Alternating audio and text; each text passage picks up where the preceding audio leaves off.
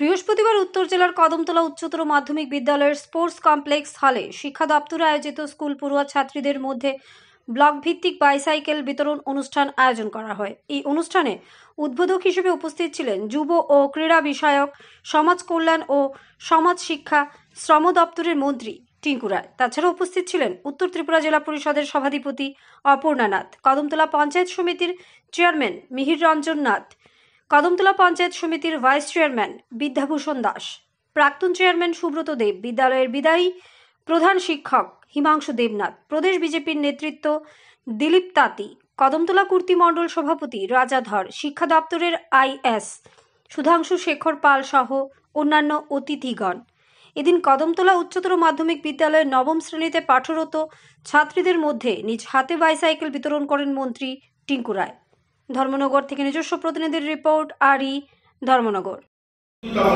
পরীক্ষায় আমরা দেখতাম পিছিয়ে থাকতো, তারা সে সমস্ত জায়গায় উত্তীর্ণ হতে পারত না। তার জন্য আমরা কর্মসংস্থানের দিক থেকেও পিছিয়ে ছিলাম, কারণ আমাদের ছেলেমেয়েরা বাংলা মিডিয়ামে পড়াশোনার সংখ্যাটা বেশি ছিল, বা আমাদের যে এডুকেশন কোয়ালিটি একটু নিচের দিকে চলে এসেছিল।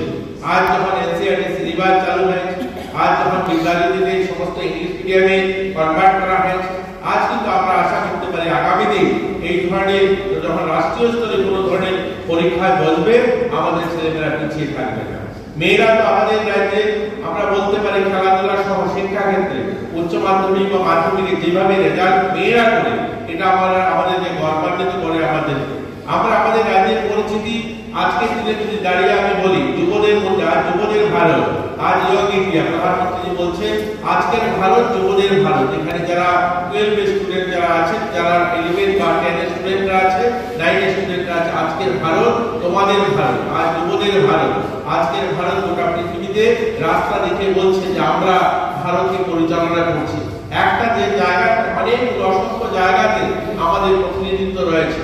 আমরা যদি কোভিডের সময় বা আমরা আজকের দিনে এক্সপোর্ট বিজনেস হোক, এন্টারপ্রেনারশিপ হোক, প্রধানমন্ত্রী যে এবার যখন যুব উৎসব করবেন, যখন ভারত মণ্ডপে দিল্লিতে যুব উৎসব হবে 11-12 তারিখে জানুয়ারিতে, এই যুব উৎসব হবে ইয়ং লিডারদেরকে নিয়ে।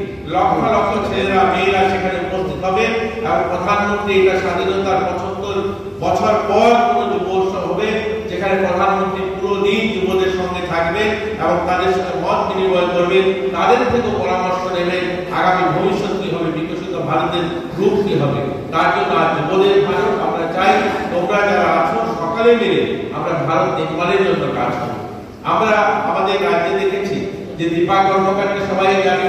দীপা কর্মকার একজন যুবতী, যার নাম দিয়ে আজ গোটা রাজ্যকে ভারতের মানুষ চেনে। আজ ছোট আরসি আর একটাকে তোমরা জানো হয়তো পত্রিকার পাতায়